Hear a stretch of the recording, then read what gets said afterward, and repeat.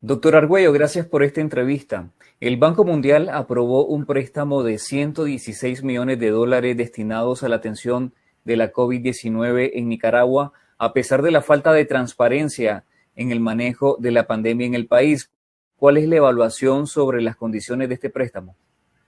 Bueno, en primer lugar, yo creo que los bancos tienen una función específica y esa función es ganar dinero, ¿verdad? Sabemos desde hace años que los bancos y todas estas agencias internacionales que prestan dinero se han metido ya desde hace varias décadas en el área de salud y en el área de educación. Obviamente esto está relacionado al desarrollo, que es parte del propósito de los bancos.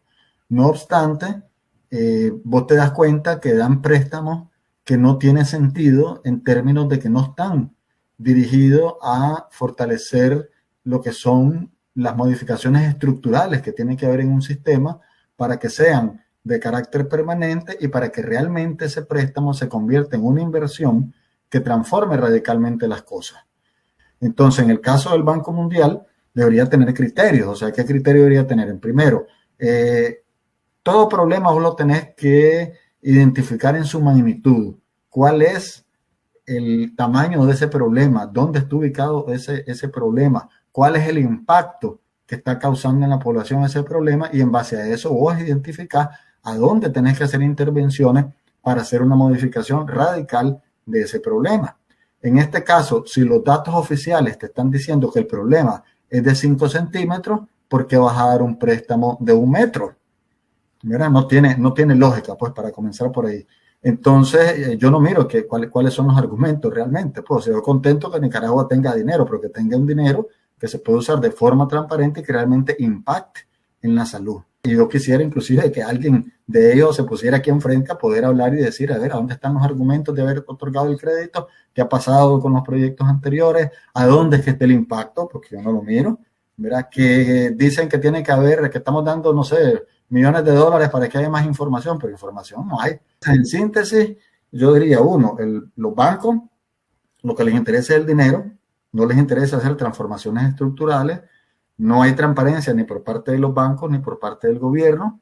Mira, la población seguimos desinformados y como bien insisto, la desinformación aumenta tu riesgo, aumenta tu posibilidad de complicación, aumenta la posibilidad de que fallezcas y obviamente aumenta la deuda como país y tu deuda personal como ciudadano nicaragüense. Doctor, según el contrato, los 116 millones de dólares se destinarán para la compra de medicinas, insumos médicos, insumos de laboratorio y vacunas, y el ejecutor de este proyecto será el Ministerio de Salud. ¿Qué impacto puede tener esta inyección de recursos?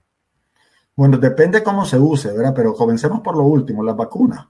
O sea, acaba de donar el gobierno de Estados Unidos una cantidad de vacunas. Entonces, ¿para qué vas a gastar dinero en vacunas si tenés muchas donaciones de vacunas? De hecho, por la manera como está operando el MINSA, de que está vacunando casa a casa y todo, obviamente es porque le sobran las vacunas, ¿verdad? Tiene la prioridad de vacunar antes que estas vacunas se venzan, aunque lamentablemente una parte de la población ya fue vacunada con vacunas vencidas, como lo demostró Confidencial, con fotografías y todo. Pero este apuro, digamos, no obedece a un control de la enfermedad, obedece a que tengas menos vacunas vencidas. Y ese no es el propósito. Recordemos que la COVID-19 vos la puedes controlar a través de varias intervenciones y todas tienen que ser juntas. Yo te diría que la primera es la información. O sea, vos me tenés que decir a mí cómo está el lugar donde me estoy moviendo yo, o donde trabajo, o donde vivo, para ver cuál es el riesgo que tengo. No me lo estás diciendo.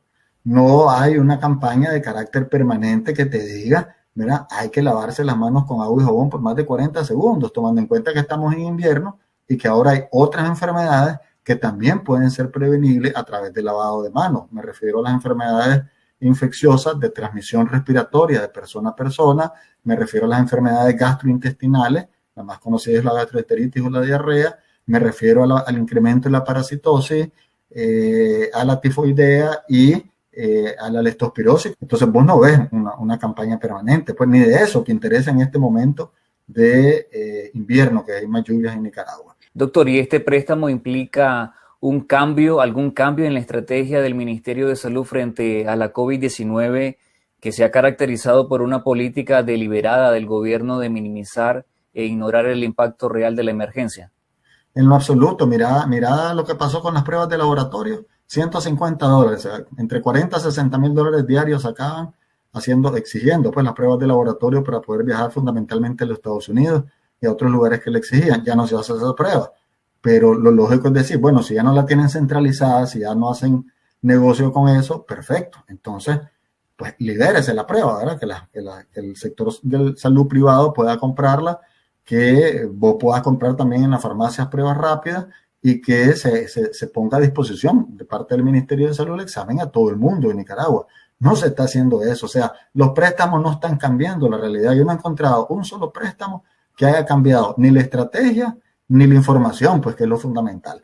Hasta el grado que en Nicaragua la gente cree que ya no hay COVID, sigue muriendo gente por COVID, mucho menos, sigue enfermándose gente y las últimas 3 semanas nosotros estamos viendo más gente que las 3 semanas previas a esta fecha, ¿verdad? Esto indica que se sigue moviendo, que la epidemia está en Nicaragua y que no estamos tomando en cuenta un factor fundamental, porque uno tiene que ver también hacia el futuro, que entre el 30 al 70% de las personas que padecen COVID-19, no importa si estuviste hospitalizado y estuviste grave, o que solamente te dio una calenturita o que te ardió la garganta un día, no importa, pero de 10 personas, de 3 a 7 van a tener lo que se llama COVID persistente. Y la COVID persistente se te convierte entonces la COVID en una especie de COVID crónica. O sea, hasta ahorita las investigaciones han demostrado que 3 meses después de que la gente tuvo COVID y le da COVID persistente, se les mantiene por un periodo de más de 2 años. Pues, y no digo 3 años porque todavía no hemos llegado a los 3 años, ¿verdad? Pero esta situación es peligrosísima porque entonces vos tenés gente que tiene dificultades para concentrarse y ahí tenés problemas laborales, tiene dificultades para dormir, de vez en cuando le da dificultades para respirar, dolores en el cuerpo, agotamiento. Todos estos elementos, ¿verdad?, van afectando tu calidad de vida, pero especialmente también tu salud mental, ¿verdad? Porque eso de cada 2 semanas te sientas enfermo, es como te da angustia, inmediatamente te afligís, me volvió a dar otra vez el COVID, ¿qué es lo que está pasando? Entonces, no estamos apostando al futuro. Doctor, este préstamo es 5 veces mayor que el de 2020, cuando el Banco Mundial desembolsó 20 millones de dólares para atender la emergencia sanitaria, pero estableció una serie de acuerdos condicionados a la transparencia. Pero cuando se habla de transparencia, se refiere a la ejecución de las compras y el uso de los fondos que tienen un fin específico en relación a este proyecto, o están condicionados a la vez a decir la verdad sobre el estado y la situación de la pandemia en el país.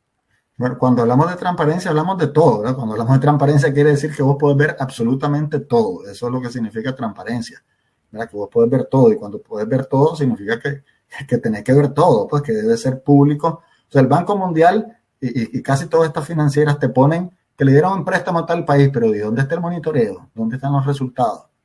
¿Verdad? Siempre tratan como de ir tapando también las cosas, y no puede ser, porque este es un préstamo público que lo vas a pagar vos y yo y todas las generaciones, y por lo tanto tenemos derecho a saber qué se hace con ese dinero. Yo lo pondría en un solo renglón, o sea, transparencia y que se cumplan los derechos humanos en salud. Y derechos humanos en salud significa que estés debidamente informado, porque la información te va a permitir prepararte, que puedas tener acceso al sistema de salud, y acceso al sistema de salud significa acceso a que me atiendan de manera amable, ¿verdad?, y con calidad, que tenga acceso a la prueba de laboratorio, que conozca mis resultados, que me den un tratamiento adecuado, porque todavía siguen dando medicamentos que desde hace más de 2 años no sirven, ya se demostró que no sirven, y siguen dando medicamentos que no funcionan. Entonces no hay, por donde le busques, pues no hay transparencia del todo, y obviamente tampoco es que no te dicen absolutamente nada. No te dicen absolutamente nada. Entonces los bancos son cómplices del desastre que está ocurriendo en términos del abordaje de una enfermedad que nos causó más de 15,000 muertos y que no deberían haber muerto esa cantidad de gente. Pero cuando mezclas la política con la ciencia, cuando lo que dirige es la política partidaria y no la evidencia científica, entonces ahí es donde entramos a problemas. Pero ¿sabes cuál es lo peor de todo? Lo que a mí me da tristeza. Me da tristeza de Naciones Unidas, de los bancos mundiales y de todas estas agencias de préstamo, que en vez de ser una organización, y el BCI es peor todavía, el que tenemos en Centroamérica, el Banco Centroamericano, en vez de ser organizaciones ejemplares organizaciones transparentes que con su ejemplo eduquen a los gobiernos, no lo hacen. Precisamente el documento oficial del Banco Mundial sobre este préstamo cita que el gobierno de Nicaragua implementó medidas de prevención antes de detectarse el primer caso COVID y que dispuso de medidas de protección incluyendo la cancelación de eventos, pero lo que vimos fue todo lo contrario. Todo lo contrario, entonces eso te indica que el banco está desinformado, son absolutamente ineficientes e ineficaces. Yo los correría, pues, al tipo que hizo eso lo despediría por ser una gente que no cumple las capacidades técnicas, mira, porque ahí tenés los informes de la OPS. Entonces ahí, insisto, es que te das cuenta que no les importa eso, lo que les interesa es hacer un préstamo, dejarnos endeudados a los nicaragüenses y ellos conseguir más dinero y ganar más. En eso se resumen. Doctor, el Banco Mundial indica que la Oficina de Servicios para Proyectos de Naciones Unidas y la Organización Panamericana de la Salud actúan como agente de implementación de este préstamo. ¿Qué desafíos tiene la OPS y esta oficina de la ONU que velarán por el cumplimiento de los objetivos de este préstamo? ¿Quién dijo de que el mejor sistema de salud del mundo lo tenía Nicaragua? Llegó hasta un tipo de la OPS a decir que los hospitales estaban listos y todo. Pura mentira, ¿verdad? Ya después rectificaron porque la verdad era tan grande que no podían seguir manteniendo la misma posición.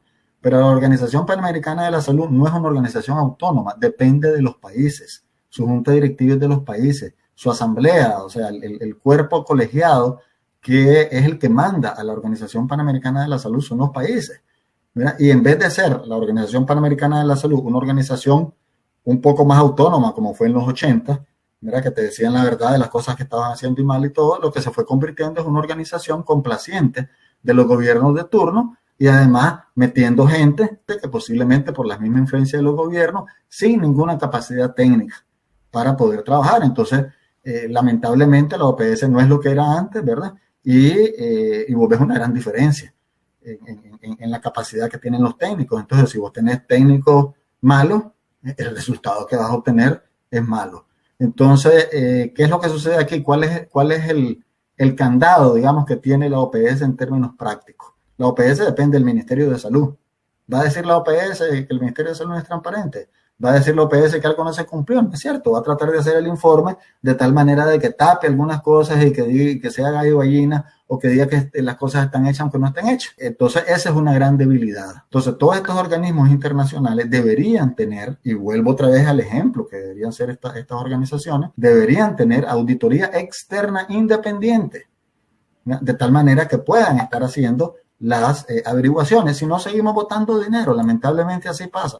Doctor, después de 2 años de pandemia y sus consecuencias en el país, ¿cuáles son las prioridades en salud para atender y cómo debería de sacarse provecho de este préstamo? Sí, bueno, en primer lugar, obviamente la COVID sigue siendo uno de los principales problemas de salud en el país, pero uno tiene que pensar en la COVID persistente. Mira cómo los médicos podemos comenzar a diagnosticar y qué vamos a hacer con esos pacientes, cuáles deberían apoyar para ver cuál es el protocolo que vamos a tener o si tenemos que agarrar protocolos de diferentes países y hacer un protocolo en Nicaragua para poder estar trabajando sobre la COVID persistente, sino lo que vamos a tener es un despilfarro de medicamentos que no se usan adecuadamente por un diagnóstico incorrecto. Eso es lo primero. Lo segundo es que hay una serie de enfermedades en Nicaragua que siguen siendo prevalentes y que son sencillas de resolver. Tenés la malaria, por ejemplo, que crece, el mosquito crece en agua sucia y el dengue que crece en agua limpia. Seguimos haciendo lo mismo, gastando millones de dólares en fumigar, cuando lo que deberíamos hacer es educar a la población para que la población elimine el criadero en su casa y se acabó el problema. En otras palabras, lo que te quiero decir es que el préstamo tiene que ir hacia aquello que haga los cambios totales, los cambios en enfermedades que todos los años sabemos que ya vienen. Entonces, las hemos normalizado, las hemos permitido, ¿verdad?, de que sigan caminando y no tenés un rector de salud que te esté educando y que te esté orientando sobre lo que tenés que hacer. Entonces, esos préstamos tienen que ser dirigidos hacia que realmente el impacto no sea que construiste un hospital, que pintaste una clínica, que creaste más laboratorios. Ese no es el impacto en salud. El impacto de salud es demostrarme con datos reales y además con investigación para ver si es cierto los datos que vos estás diciendo, a ver si le has impactado en la enfermedad. Entonces, todos estos préstamos, en síntesis, debería ser cuál es el impacto de la enfermedad. Va a medir resultados. ¿verdad? Porque todo el resto de cosas, los millones que se gastan es infraestructura, ¿verdad? Pero la salud pública la podés hacer bajo un palo de mango si vos